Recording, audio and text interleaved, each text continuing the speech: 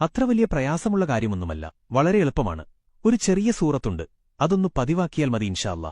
മുത്തുനബി പറഞ്ഞു, ഈ സൂറത്തിന് ഇഷ്ടപ്പെട്ടാൽ ആ ഇഷ്ടം നിന്നെ സ്വർഗ്ഗത്തിലെത്തിക്കും.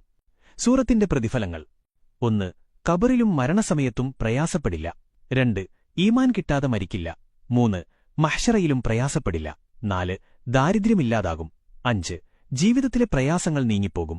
6. 11 വട്ടം സുബഹിക്ക് ശേഷം ചെല്ലിയാൽ അന്ന് ഒരു ദോഷവുമുണ്ടാവില്ല, ഇബ്ലീസിന്റെ കെണിയിൽപ്പെടില്ല. 7. 100 വട്ടം സുബഹിക്ക് ശേഷം ചെല്ലിയാൽ 50 സിദ്ദീഖീങ്ങളുടെ പ്രതിഫലം. 8. ഫർള് നിസ്കാരത്തിന് ശേഷം 10 വട്ടം ചൊല്ലുന്നത് പതിവാക്കിയാൽ സ്വർഗ്ഗത്തിന്റെ മുഴുവൻ കവാടങ്ങളും അവന്റെ മുന്നിൽ തുറക്കപ്പെടും, ഇഷ്ടമുള്ളതിലൂടെ പ്രവേശിക്കാം. 9. പാപങ്ങൾ പൊറുക്കാൻ കാരണമാകും. 10 3 വട്ടം ഓതിയാൽ ഖുർആൻ മുഴുവൻ ഖത്തം തീർത്ത പ്രതിഫലമുണ്ട്. 11. 1,00,000 തവണ ചൊല്ലിത്തീർത്താൽ നരകം ഹറാമാകും. 12.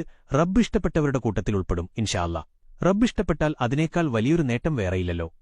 സൂറത്ത് ഇഖ്ലാസ്, അതായത് ഖുൽ ഹുവല്ലാഹു സൂറത്ത്, കഴിയുന്നത്ര തവണ എന്നും ജീവിതത്തിൽ പതിവാക്കുക. അതുപോലെ അറിയാത്തവരിലേക്ക് എത്തിച്ചുകൊടുക്കുകയും ചെയ്യുക. ഒരാൾക്ക് പുതിയ അറിവ് എത്തിച്ചുകൊടുക്കുന്നവർ 1000 ആബിദീങ്ങളെക്കാൾ ഉത്തമരാണ്.